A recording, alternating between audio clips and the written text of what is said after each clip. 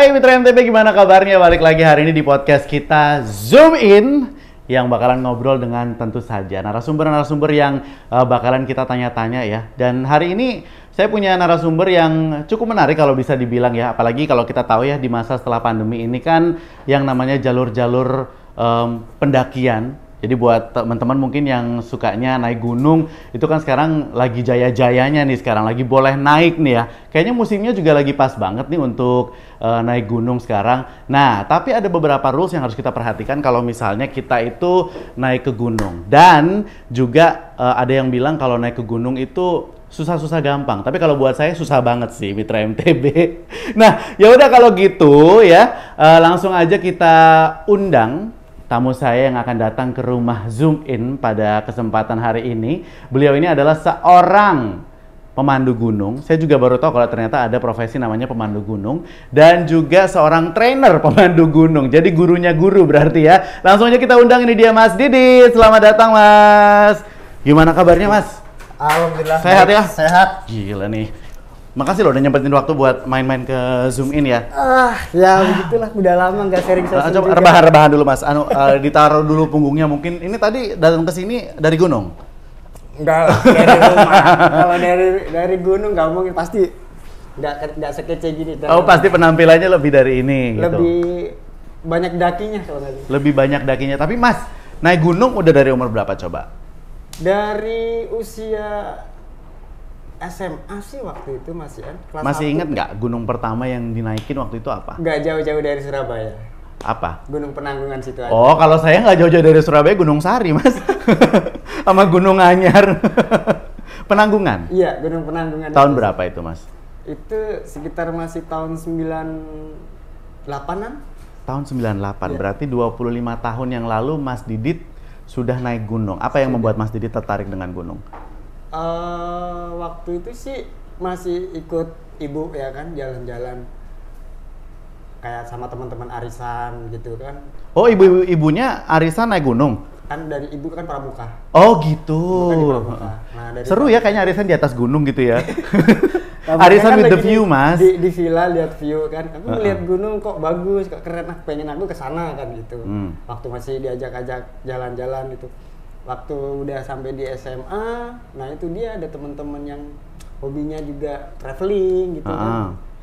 Nyobain ikut, terus? Nyobain ikut, kita kemana? Kita pergi ke pantai, ke pantai. Terus waktu ada teman, coba nggak di gunung lah gitu awal-awalnya. Lah kemudian gunung mana ya deket-deket saja gitu. Waktu itu memang belum ada kayak kita harus zaman sekarang masuk gunung harus bayar sekian, tiket masuknya sekian, dulu nggak ada gitu. Gratis. Waktu di pendakian itu masih cuman bayar parkir aja sama izin sama kepala desa setempat gitu. Sama izin sama kepala desa setempat. Ya. Kalau nggak izin kenapa emang? Ya kalau kita ada apa-apa siapa yang nyariin nanti? Oh ya itu juga sih bener ya, apalagi teknologi zaman dulu kan belum segininya ya. Belum ada handphone, belum ada ini, kita juga masih ya salah satu orang lah yang punya handphone waktu itu. Tapi nggak ada ketakutan waktu itu Mas? Kalau takut sih semua pasti takut kalau kita jalan gelap-gelap gitu. Tapi kita waktu itu jalannya masih cerah sih, masih di bawah jam 1 siang lah, sekitaran siang-siang. Oh gitu, jadi ketakutannya lebih ke situ ya. Kalau saya ketakutannya kalau diajak naik gunung, mesti langsung nanya, emang itu ada toiletnya di situ? Karena takut saya tuh Mas, kalau misalnya, karena saya orangnya lumayan sering ke belakang ya orangnya ya, jadi takut. Sebetulnya kalau di alam bebas itu toilet itu semua luas ya. Secara teori dan prakteknya memang iya. Luas gitu kan. Cuman bagaimana kita bisa mengerjakan ketika kita lagi kebelet, kita pakai adatnya ini tingkahnya kucing gitu. Ya tingkahnya nyakar kucing. Gini. Iya kan, kita kalau tutup lagi gitu. Kita tutup lagi, pasti seperti itu. Ya ampun. Kalau etika seperti itu kan ibarat kata kalau kita udah BAB atau buang air kecil, otomatis kalau nggak ditutup keinjek orang kan ya kan sakit. Ya kan takut aja ntar tiba-tiba di hutan situ ntar ada gajah lewat nginjel langsung gitu kan dianya kan. Iya kan kasihan. Kan takut kakinya bau kan. Oh gitu. Iya benar juga sih. Jadi adab-adab seperti itu sudah sama-sama dimengerti lah sama pendaki. Sudah tingkat kesadaran masing-masing gitu. Tapi yang yang ngajarin Mas Didit untuk tahu segala norma dan aturan untuk naik gunung siapa? Itu akhirnya masuk di Sispala. Masuk apa? Siswa pecinta alam. Siswa pecinta alam. Waktu sekolah. Di kegiatan. terus ikut juga kegiatan ibu waktu ngajar pramuka. Di waktu itu kalau nggak salah Sakabumi itu kita ikut. Jadi ada, akhirnya ada kan ilmu-ilmu yang saya dapat untuk bagaimana sih menerapkan diri sendiri di alam bebas tanpa harus membuat repot orang lain. Tapi kalau Siswala gitu memang harus gunung ya Mas? Nggak ada pantai gitu? Ada. Karena Siswala itu kan pencinta alam, harus kalau dikatakan pencinta alam itu tidak hanya di gunung, tetapi semua lingkungan hidup. Nggak kedinginan Mas? Dingin itu sugesti, tapi lebih dingin sih. Itu loh ya. Tolong diingat dan dicatat dalam pikiran. Ini semua tentang mindset ya. Dingin adalah sugesti. Tapi lebih dingin dia, Mas. Oh iya benar. Ini gunung apa dia sih kok dingin banget gitu ya? Tapi gimana? Maksudnya kan itu adalah suatu hal yang wajar ya. Secara fisik kita ngerasain perubahan suhu atau apa itu. Terus gimana waktu itu Mas Didit ngerasa nyamannya dengan suasana dinginnya? Kalau amannya kita di suhu gunung, terus bagaimana kita dengan medan gunungnya, terus bagaimana dengan cuaca yang di atas, otomatis jauh-jauh kita harus tahu informasi dulu, mencari informasi. Kita pergi ke sana, ke gunung apa ini kan gitu. Misalkan di Gunung Penanggungan atau Gunung Semeru, otomatis sebelum kita melakukan berangkat atau kita lagi koordinasi dengan teman-teman, kita cari informasi dulu. Jadi informasinya tentang suhu di gunung itu berapa derajat, gitu kan?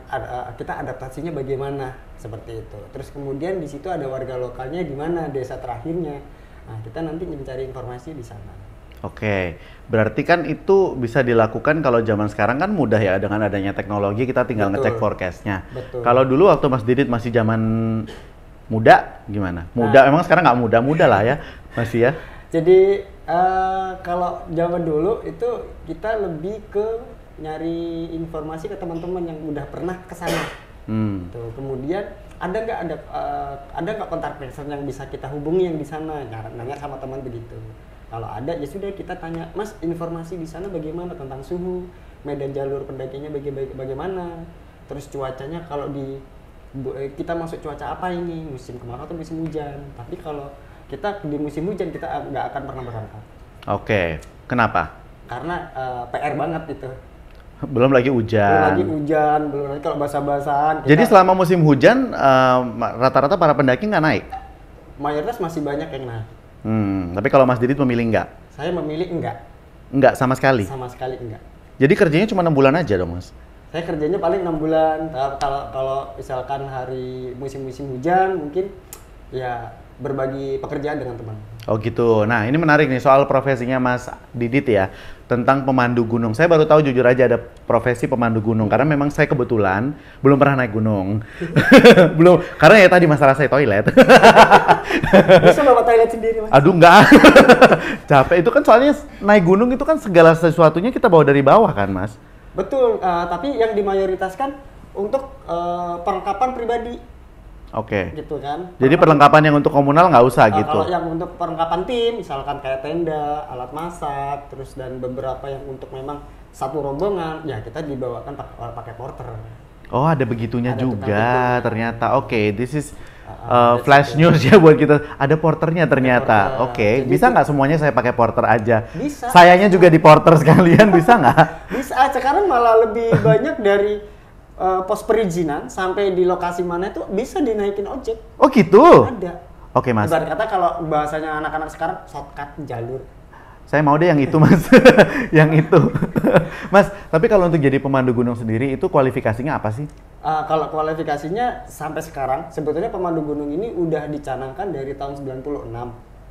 Dari beberapa orang-orang yang sudah dipakarnya itu, pakar mountaineeringnya. Jadi baru tercetusnya itu 2016 dan ada asosiasinya juga yang menaungi semua profesi pemandu gunung.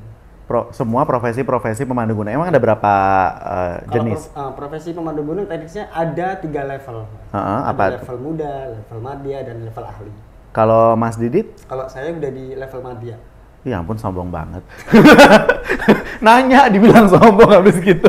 Saya udah di level madya dan itu kalau di level muda sebelum dia dapat lisensi Badan Nasional, sertifikasi profesi. Berarti itu resmi gitu kan? Ya, resmi. Dan kita diakui negara. Diakui profesi itu diakui negara. Yang gaji siapa? Yang gaji dari kita sendiri. Maksudnya gimana?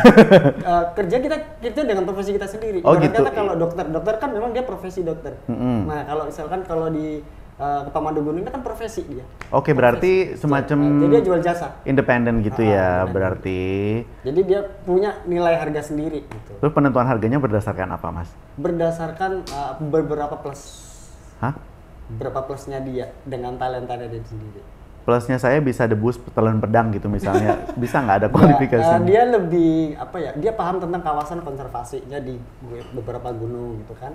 Terus untuk dia bisa menginterpretasikan tentang alam itu sendiri bahwa kenapa sih kok gunung bisa di ini? Oh, kalau ini apa namanya? Dia bisa menceritakan tentang kawasan di gunung itu sendiri. Misalkan dulu pernah di jalur pendakiannya ini jalur pendakian kuno atau jalur pendakian yang sekarang.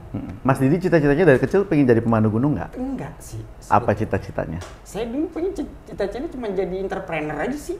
Ya kan udah keturutan akhirnya ini jadi pemandu gunung kan. Tapi bukan di sini, bukan di ininya. Oh maksudnya, ya sabar Mas, jangan marah-marah. Saya kan juga nggak tahu. Ya, jadi maunya apa? Awalnya bukan ke arah ini kan, ke pariwisata gitu. Awalnya apa? Awalnya cuman ya kayak seperti kita di kontraktor gitu kan. Kita entrepreneur di kontraktor seperti. Tapi pernah kerja yang lain nggak? Pernah, masih kerja yang lain. Oh masih kerja yang lain sampai sekarang gitu. Jadi selain pemandu gunung, Mas Didit berprofesi sebagai apa? Tukang bersih-bersih cleaning service di gedung. Di gedung mana? Di outdoor gitu. Oh, yang bener nih Mas. Saya nanya serius nih. Iya. Bener. Pakai tali-tali itu gondola. Oh, yang di gedung-gedung tinggi itu. Ya, seperti itu. Mas aku mau boleh nggak ikut kapan-kapan? Malah nanyanya yang lain, boleh nggak ikut kapan-kapan? Itu yang naik, yang kayak lift gitu kan, yang. Nggak apa-apa kalau misalkan ikut terus habis itu kalau nggak kencing di celana nggak apa-apa. Ya aku tahan. Kalau gitu. takut ketinggian biasanya kencing di celana saya. Begitu ya. Tapi gunung yang paling menantang buat Mas Didit tuh gunung apa? Menantang sih waktu pertama kali di Gunung Raung sih. Raung. Kenapa itu menantang? Gunung Raung itu benar-benar salah satu gunung yang dengan tantangan yang. Karena meraung-raung. Tidak. Dia setiap hari memang denger dentuman kalau di puncak. Hah, serem ya? Dengar dentuman. Terus kalau kita menuju ke puncak sejati ini kita harus pakai perlengkapan alat climbing juga. Oh gitu. Emang kalau di tempat-tempat yang lain nggak perlu? Nggak ada. Kalau yang kayak komersial di Jawa Timur lah misalnya, let's say kita tahu Penanggungan mungkin atau Arjuno atau Semeru. Ya. Itu nggak ada. Nggak ada pakai alat-alat. Berarti levelnya aman gitu. Levelnya bukan levelnya. Kalau itu standarisasinya sih aja. Kalau ini kan memang benar-benar harus pakai alat khusus. Jadi semua pemandu gunung bisa masuk di situ. Level muda, level madya atau level ahli bisa. Yang penting dia bisa menggunakan alat khusus itu. Dan bisa membuat penambat dan membuat nyaman atau bisa membuat keamanan si kliennya itu. Kalau pemandu gunung kliennya itu apa, perorangan atau kelompok? Macam-macam sih Mas. Macam-macam. Tapi Mas Didit maksimal mau terima orang buat naik berapa orang? Kalau tergantung di gunungnya, mintanya di gunung berapa dari orang mana ini? Kalau dari corporate biasanya sampai 30-40 orang. Oh bisa gitu langsung 43. Bisa. Mas Didit nggak pernah ngerasa kayak ini tanggung jawab saya nih 30 orang nih? Iya, memang kita. Gimana cara menjamin ini orang semuanya supaya aman? Ya, kita memberikan suatu rules ke mereka, rules of the game-nya selama program perjalanan itu kita kasih rule. Pernah nggak ada orang hilang waktu Mas Didit ini? Alhamdulillah, dan nggak minta juga. Ya jangan maksudnya, tapi nggak ya? Nggak pernah? Alhamdulillah tidak. Oh gitu. Pernah dengar pengalaman orang yang pernah kehilangan timnya gitu? Pernah, sering. Itu kejadiannya biasanya gara-gara apa Mas? Tinggal sama rombongan. Ada nggak sih spesifikasi khusus untuk orang-orang yang tipe begini mendingan jangan naik gunung deh? Nggak sih, nggak ada. Kecuali kalau mereka menggunakan pemandu gunung ya, nggak ada. Nggak ada, segala umur? Segala umur. Bisa juga gitu? Bisa. Oke, kecuali yang mageran aja mungkin ya. yang yang suka rebahan ya jangan lah ya gitu. Nggak ada kategori berapa. Kecuali kalau mereka menggunakan agent travel dan ada pemandu gunungnya, mereka aman. Mahal nggak sih Mas? Ya, relatif mahal Mas. Relatif mahal. 2 digit? 2 digitan. 2 digit? Iya, 2 digit. Aku pindah jadi pemandu gunung ya kalau gitu ya. Nggak boleh lagi. 2 digit? 2 digit. Itu ngitungnya gimana sih, per kepala atau gimana? Ngitungnya per kepala. Jadi 2 digit itu dibagi beberapa kepala. Oh Per gitu. kepala klien. Oh, per kepala klien itu nanti di total dapatnya 2 digit. Worth it nggak menurut Mas Didit? Worth it. Ya, sesuai. Sesuai. Teman-teman ada yang setelah mereka dapat satu trip gitu ya, satu trip hasil dari bersihnya itu bisa buat hidup 2 bulan. Oh, menarik ya. 2 bulan sampai Ya 1 bener, bulan. makanya itu kerja 6 bulan tapi bisa dipakai 12 bulan. Karena kerja 1 bulan bisa dipakai 2 bulan kan, Mas? Pinter juga nih orang ternyata gitu. Ngetrik aja dianya ya. Tapi kalau misalnya pas lagi nggak naik gunung, Mas Didit ngapain? Ya kerja-kerja biasa gitu, kadang ya sama teman-teman bikin, yuk kita jalan-jalan kemana, kita ngasih. Tapi nggak kerja sih saya, nggak pernah kerja ya. Orang kaya ya, 2 digit soalnya sih. Mas jangan gitu, ntar nggak ada yang mau loh dipakai jasamu loh Mas, karena kamu udah kaya. Enggak, kalau saya kalau misalkan nggak kerja begini, nggak ada job, itu mungkin kalau ada job masuk, mungkin ya saya berbagi sama teman-teman Mas. Ke teman-teman. Banyak nggak teman-teman yang jadi pemandu gunung sekarang? Kalau total semua dengan catatan yang masuk sudah terregistrasi di asosiasi, mungkin sekitar masuk 1.000-an Mas. 1000-an? Di seluruh Indonesia. Kalau yang di area Surabaya misalnya? Kalau Surabaya sekitar 120-an. Banyak juga berarti ya? Banyak. Dan itu ada kayak grupnya gitu ya Mas? Ada. Terus apa yang diobrolin di situ?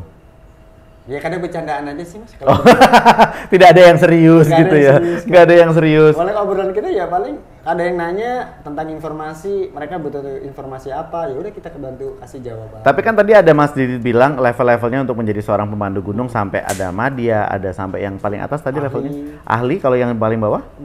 Muda. Tapi kan Mas Didit profesinya juga sekarang jadi trainer pemandu gunung kan? Itu di level madya udah boleh memang? Boleh, muda sekarang boleh. Oke. Asalkan dia mau ikut sertifikasi lagi, uji kompetensi tentang trainer itu. Dan itu kayak ini nggak sih, kayak sertifikasi snorkeling atau diving yang tiap tahun mesti diperbarui? Betul. Oke gitu, bayar Mas? Bayar Mas. Kalau perpanjangan kita bayar Mas. Jut? Enggak. Oh nggak sampai jut. Ih enak bener, bayarnya nggak sampai jut. Kalau kita baru, kita seorang calon pemandu gunung gitu kan. Calon pemandu wisata gunung itu kalau kita baru mengurus sertifikasi itu, kita bayar jut. Bayar jut. Boleh nggak di-spill harganya berapa Mas? Kalau untuk kan ini harganya kan pasti kan standar dong ya kan, karena resmi dari pemerintah. Kalau dari pemerintah sendiri, kalau untuk level muda itu 1,5 juta. Oke. 1,5 juta itu sudah termasuk sama pelatihan. Kalau gunung yang paling Mas Didit itu udah kesana itu kayak pulang ke rumah gitu. Itu gunung apa? Iya, itu di mana? Rumah kedua itu Semeru. Semeru. Iya. Itu kan yang paling tinggi di Jawa Timur ya Mas? Iya betul. Iya kan? Saya tuh sebenarnya penasaran banget pengen naik ke Ranukumbolo ya. Ya tapi apa daya, saya kan orangnya mageran ya Mas ya. Nggak usah bawa tenda Mas. Iya Mas Didit aja yang bawain maksud saya. Nggak usah bawa tenda, datang aja sehari, pergi masuk pagi sampai sana siang, sore turun lagi nggak apa-apa. Oh udah bisa begitu? Bisa. Nggak usah bawa perbakalan banyak-banyak. Di atas sudah ada warung. Oh gitu. Oh kenyang di sana bisa berarti ya. Pergilah kita berarti. Nasi goreng 25.000. Oh murah lah, bisa lah kita semua ini anak-anak MTB liburan ke sana ya. Dipandu Mas Didit. Nanti. Silakan. 2 digit coy, berani nggak? 2 digit nih masalahnya nih. Tapi Mas Didit, jadi seorang pemandu gunung, Mas Didit, sorry saya nanya, sudah berkeluarga? Belum berkeluarga. Apakah itu alasannya? Nggak tahu juga sih, kita nggak ada alasan apa-apa soal itu. Maksudnya apakah itu susah untuk mencari, dalam artian dalam pasangan gitu misalnya, karena kerjanya sebagai pemandu gunung? Karena kita sudah terlalu bahagia dengan suasana alam gitu ya. Takutnya ntar kalau ada yang nemenin malah ini ya, malah dilarang-larang. Malah dilarang-larang. Malah nggak bahagia. Tapi nggak tahu itu masalah stigma atau apa ya Mas ya. Karena teman-teman saya rata-rata yang pendaki, itu mereka memang kayaknya nggak kepingin gitu. Kayaknya loh ya, tapi nggak tahu realnya gimana. Kalau kepingin sih pasti ada. ada. Pengen punya keturunan dan penerus juga kan untuk pengalaman dari bapaknya dulu pemandu gunung, punya kegiatan adventure. Pengen lah ada penerusnya itu. Cuman nggak tahu, setiap kali nggak tahu, nggak ketemu sama mereka biasa baik, nggak ini. Masa nggak ketemu cewek-cewek yang naik gunung juga yang cakep-cakep? Jangan kan ketemu cewek ya, tamu saya, klien saya cewek-cewek cantik-cantik lah, seksi-seksi malah. Terus? Nggak ada yang kepincutnya. Mas Didit kali ya nggak mau sama mereka. Bukan, dia mau nggak sama saya. Hei, dengan gaji 2 digit kalau kamu menolak Mas Didit, itu berarti... Iya nggak? Dia juga berpikir juga itu. Banyak teman-teman gitu. Teman-teman saya juga banyak masih single-single. Soalnya ada yang berpikiran tuh kayak semacam mendingan naik gunung gitu daripada nyari pacar. Ya karena lebih susah sih. Lebih susah nyari pacar daripada naik gunung? Lebih susah naik gunung sebetulnya itu. Kalau kita ngajakin naik gunung, ngerepotin aja lu.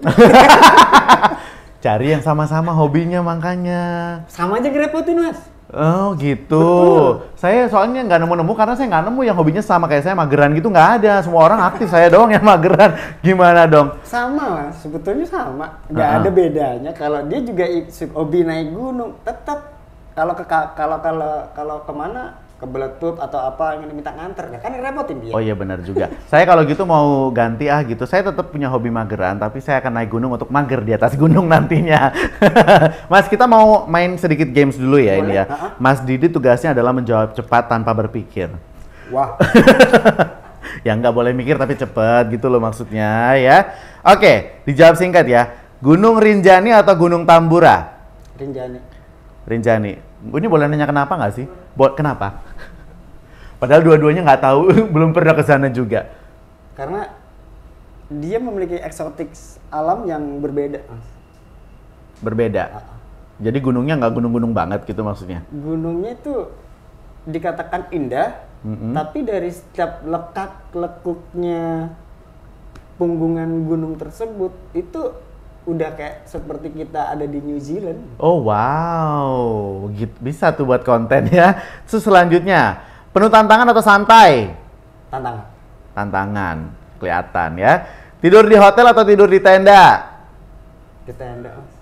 Kalau saya tidur di hotel, tapi buat tenda juga di dalam kamar.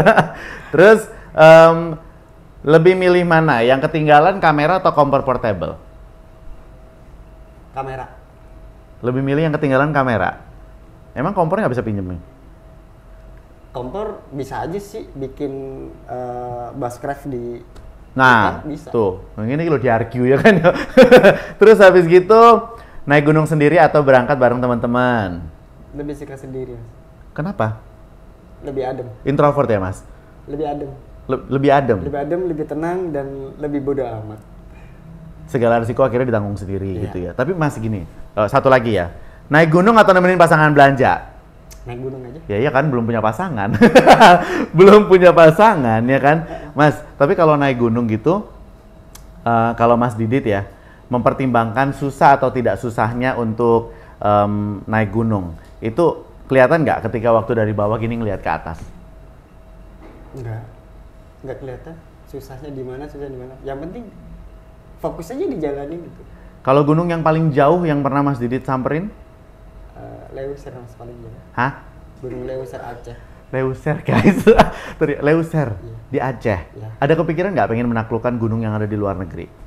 Pengen sih, seperti Nepal gitu. Oh, jangan dong. Itu Everest nggak sih? Nggak, cuman di bawah aja, EBC, Everest Base Camp. Everestnya nggak? Nggak. Kenapa? Banyak kan biasanya kalau teman-teman pendaki tuh obsesinya mau ke Everest. Tapi nggak sih. Kenapa? Terlalu tinggi nggak enak. Oh, kalau saya sih capek. Terlalu tinggi nggak enak gitu. Nggak enaknya gimana? Kalau di ketinggian 8.000 itu ngerasa kita benar-benar sudah menyiksa organ, bener sih itu. Ya itu lebih ke menyiksa, itu ego yang berbicara ya kalau menurut. Ego yang berbicara. Kalau emang nggak sampai ya udah nggak sampai. Kalau ego kita memaksakan ke atas ya sudah, mau nggak mau kamu hanya tinggal pilihan antara hidup atau mati. Pernah nggak ada di pilihan itu, Mas? Pernah. Di mana itu? Itu ketika di Gunung Raung sih, kapan hari itu 2019? 2021 itu. Gimana tuh kejadiannya? Posisi musim hujan. Nah, katanya nggak mau naik musim hujan, ngeyel aja nih emang gitu. Itu musim hujan, dan nggak tahu itu pas pas di musim pancarobanya pergantian, nggak tahu kita tiba-tiba hujan tiba-tiba gitu. hujan. Terus Aku berada di belakang dan yang saya backup depan itu ada bapak-bapak yang berat badannya sekitar 130 kg. Itu memang minta saya sendiri yang jadi guide-nya. Oke. 130 kg. Ya. Itu beban berarti kan Mas ya? Kalau bagi saya sih bukan beban, tergantung dari bapaknya sendiri. Kalau dia mentalnya tinggi, oke, kita jalanin. Soalnya kayak ngeliat cerita-cerita orang-orang yang naik gunung ya Mas ya. Itu pengalamannya tuh mix gitu. Ada yang bilang itu menyenangkan, ada yang bilang itu capek. Ya kalau capek kan pasti kan fisik memang ya.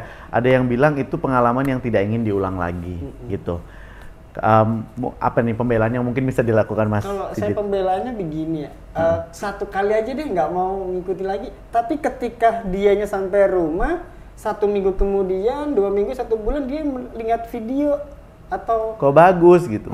Fotonya dia sendiri. Bagus ya di sini, gue pengen lagi ternyata di gunung enak ya. Itu yang terjadi sama Mas Didit? Itu terjadi sama orang-orang yang sering saya antar, Mas. Oh, mungkin treatmentnya Mas Didit kali yang enak gitu, maksudnya ngebawa kliennya gitu. Kalau saya sih lebih apa yang mereka tidak diketahui dalam kegiatan mendaki gunung, mereka nanya, oke, saya jelasin. Ini loh Pak, begini yang baik. Yang baik seperti ini, seperti ini. Oke, tapi kalau untuk orang-orang yang suka adventure ya Mas, sekarang itu kan pendakian ke gunung jalurnya itu kan sudah dimudahkan ya, sudah dibangun apa segala macam. Untuk orang-orang yang real pendaki kayak Mas Didit itu ngerasa itu sebuah kemudahan atau justru mengurangi tantangan? Kalau itu sebuah kemudahan bagi kita untuk lebih ke sadar lingkungan juga. Sadar lingkungan juga karena kita lebih mengarah ke tourism sekarang. Oh iya benar tuh. Boleh nggak Mas Didit komentar soal kejadian di Bromo kemarin yang sampai kebakaran hutan? Itu di luar. Sebetulnya kalau kebetulan sih saya juga aktif juga di Bromo ya. Jadi kalau saya membaca beberapa berita yang ada di kawasan Bromo yang terjadi itu, egonya manusia sih itu Mas. Kalau misalnya sekarang itu arahnya sudah ke tourism gitu ya Mas. Berarti kan ibaratnya kan pendaki-pendaki amatir nih, ya kan semuanya pada mau ke sana nih Mas ya. Mungkin mereka juga nggak tahu kan sebenarnya kalau tempat-tempat kayak gitu kan ada unspoken rules yang sebenarnya harus kita ikuti gitu. Yang paling umum apa Mas? Yang paling umum ya kalau di gunung biasanya kan dilarang membuat api unggun, itu kan pasti. Terus gunakan jaket yang memang sesuai standarnya, di suhu sekian berapa gitu. Terus kemudian pakai sepatu, itu kan. Kalau pakai sendal boleh Mas, boleh, tapi sendal hanya digunakan pada saat kalian di tenda, di area campground gitu. Kalau ketika saat trekking, pakailah sepatu.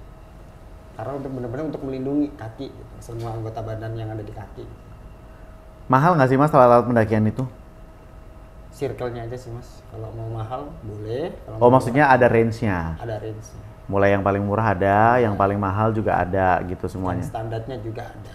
Yang standarnya juga ada, oke. Ya kalau sampai mahal-mahal, sepatu beli 2 juta, 3 juta, 4 juta, terus tasnya lebih 2 juta atau apa gitu. Ya, itu circle aja sih. Itu masalah gengsi kayaknya. Gengsi aja. Itu semua soal mindset. Kata dia gini, ya bukan gengsi, saya punya duit kok. Kan sesuai kebutuhan aja. Sesuai kebutuhan aja gitu ya. Mas, menjadi seorang pemandu gunung dari sejak tahun berapa? 2010. Ada kepikiran nggak sih mau switch pekerjaan? Kan fisik kan kita menua dong, ya kan? Kan pasti kan ada limit dong Mas di situ. Mas Didit punya target nggak sampai di umur berapa kira-kira mau jadi pemandu gunung? Kalau saya target tetap naik gunung Mas. Seterusnya? Kalau naik gunung masih tetap naik gunung. Kalau untuk suatu profesi, mungkin saya lebih ke berbagi ke rekan-rekan yang seprofesi juga. Tetap menerima pekerjaan, tapi kita juga memperkerjakan teman-teman yang satu profesi. Oke, jadi senior gitu berarti. Konsultan bahasanya. Jadi ntar ada lagi nih, pemandu gunung, trainer pemandu gunung, konsultan trainer pemandu gunung, ada lagi levelnya ya. Pengennya sih ke situ, cuman belum kesampaian lah. Banyak nggak sih Mas Didit kalau naik gunung gitu menemui orang-orang yang masih kayak buang sampah sembarangan gitu Mas? Lu ketawa dianya. Aduh, kalau kita ngomong sampah sih, Karena jujur saya nggak pernah naik gunung kan, saya nggak pernah tahu situasi di atas gimana. Sampah sih, dia kembali lagi ke kesadaran aja sih mas. Tapi banyak. Masih banyak. Tapi apakah itu juga termasuk salah satu tugas dari pemandu gunung untuk mengingatkan misalnya? Betul. Meskipun itu bukan dalam rombongan Mas Didit. Iya betul. Berantem pernah nggak Mas? Sering mas. Oh ya? Sering. Berantem di gunung nggak takut kesambat Mas? Malah kita yang ditakutin kalau sampai berantem. Oh gitu. Ya, tapi kita nggak takut.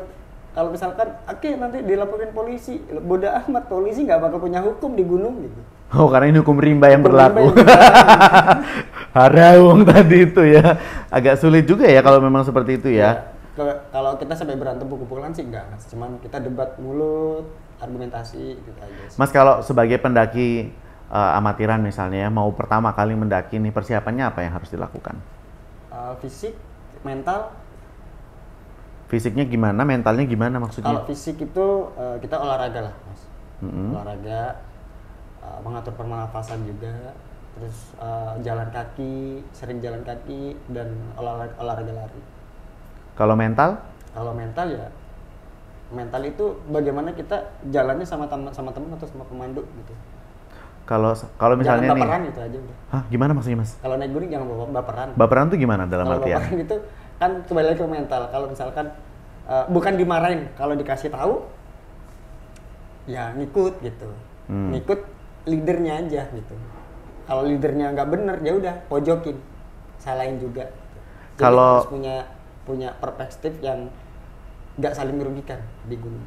Oke. Kalau kita ngelihat ada beberapa kejadian mungkin orang-orang yang sharing-sharing pernah punya pengalaman yang kurang mengenakan di gunung gitu. Betul. Ya misalnya bahkan sampai mungkin beresiko celaka juga di sana gitu ya. Apa nih hal yang bisa diantisipasi Mas supaya nggak terjadi itu semua? Nah sebetulnya kalau dalam suatu pendakian gunung itu kita juga dibekali manajemen resiko. Gimana? Manajemen resiko itu kita mengenalkan beberapa penyakit ketinggian yang ada di gunung. Misalnya? Hipotermia. Acute mountain sickness. Apa itu? Acute mountain sickness. Adalah? Acute mountain sickness itu adalah suatu kondisi yang gimana? Kondisi fisik yang memang kurang oksigen. Oke, terus apa lagi? Sama hipoksia. Hipoksia itu? Hipoksia itu seperti apa ya? Aku pernah baca itu, lupa kalau namanya sih. Hipoksia. Hipoksia. Oke, jadi semuanya itu dibekali. Harus dibekali juga. Harus kita sharingkan ke orang-orang lain. Jadi nggak bisa dong kalau misalnya saya tiba-tiba hari ini gunung gitu langsung aja gitu nggak tanpa training. Nggak bisa. Persiapannya butuh berapa lama kira-kira? Persiapan mungkin dalam 1 minggu dulu lah. 1 minggu dulu. Ada pertanyaan titipan dari produser saya ini Mas Didit ya, nanyain kalau yang overweight kira-kira boleh nggak? Bisa. Gimana tadi dibilang yang 130 kg aja bisa naik ya Mas ya? Maksimal berapa? Kalau kita nggak ada, kalau sebetulnya nggak ada maksimal. Semua kembali pada fisik masing-masing sih. Kalau kamunya mampu silakan. Jadi bebas. Bebas. Ketika sampai di batas mana kamu mampunya dan nggak bisa mampu lagi ke atas ya udah silakan kembali turun. Nanti ada pendampingnya yang membawa turun. Oh, saya takut kalau diturun-turun sendiri ya kayaknya saya mendingan tidur situ kayaknya Mas. Nanti saya tunggu di sini deh gini kan gitu. Betul gitu. Jadi nggak ada maksimal batas beban berapa ini nggak ada. Ada yang viral kapan hari soal pasangan pendaki yang bawa anaknya ke atas. Kalau komentar dari Mas Gunung Kerinci. Kalau komentar dari Mas Didit gimana? Semua nggak masalah sih bagi saya. Nggak masalah itu karena setiap seorang anak yang mau naik gunung kan masih kecil ya itu kan anaknya kan. Boleh. Yang penting dari kedua orang tuanya ini memahami kondisi si anak itu sendiri. Penting tuh ya. Jangan mentang-mentang punya anak terus dianya pendaki langsung kayak kita ajak anak kita mendaki. Jadi gitu. Yang penting kedua orang tua ini paham dulu nih di ketinggian berapa, suhunya seberapa, cocok nggak sama suhu badan anak saya gitu. Nah itu edukasi yang seperti itu loh Mas. Kadang-kadang kan buat para pendaki yang amatiran. Betul. Kurang dipahami gitu. Ada nggak sih kayak platform tertentu? Mereka kurang menyadari dan kurang mempelajari sesuatu hal yang menjadi pengembangan dalam edukasi itu. Oke, gitu ya. Ini mungkin pertanyaan terakhir saya nih Mas ya. Coba yakinkan saya untuk naik gunung. Di gunung itu nggak semistis dan nggak seperti apa yang diceritakan oleh teman-teman yang ada YouTuber itu. Tidak, karena kemistisan itu hanya bagi saya mereka hanya menampakkan diri, memperkenalkan bahwa di sini ada saya, yuk kita sama-sama jaga etika. Ya tapi kan takut Mas kalau muncul ya. Kalau muncul nggak masalah. Sebetulnya kemunculan itu dia hanya memperkenalkan diri. Itulah. Tetap alasannya masih kurang kuat karena saya juga takut kalau kenalan sama yang seperti itu. Serem Mas. Serem. Tapi dia nggak berwujud kayak kuntilanak, tidak kok. Nggak serem maksudnya? Tidak berwujud kayak kuntilanak atau pocong atau tidak. Di ketinggian kebanyakan dia paling mungkin seorang ibu-ibu atau bapak-bapak atau dia nyamar jadi manusia gitu. Yang menyerupai manusia. Gitu. Lebih nggak mau Mas kalau seperti itu, serem aja gitu ya kan? Nggak apa-apa sih. Ya ampun Mas Didit. Bas, coba kasih share lagi dong satu tips ya untuk para pemula nih yang bener-bener baru pertama kali nih untuk naik gunung. Tips bagi saya sih untuk pemula ya. Pemula naik gunung itu satu, persiapkan fisik, olahraga yang matang, lari, jalan kaki lah 1 minggu sebelum melakukan pendakian gunung. Terus kemudian cek perlengkapan yang dibutuhkan selama naik gunung apa saja. Misalnya perlengkapan pribadi seperti sleeping bag, matras, terus jaket, sepatu, tas gunung carrier gitu kan, backpacknya tuh berapa lit volumenya. Di pendakian berapa hari gitu kan, kita harus tahu dulu gunung ini berapa hari sih kita bisa sampai gitu. Kalau misalkan bisa dilakukan dalam 2 hari ya udah kita nggak perlu bawa tas yang besar-besar. Jadi kita terus habis itu kita cek berapa orang ini kita berangkat. Nah, misalkan kalau 4 orang ya udah kita bawa tenda 1, jangan juga dengan berkapasitas 5 atau 4. Belum lagi nanti kita makannya apa aja menunya, yang penting jangan selalu mie instan gitu aja sih. Sakit perut ntar di atas gunung kan sulit ya.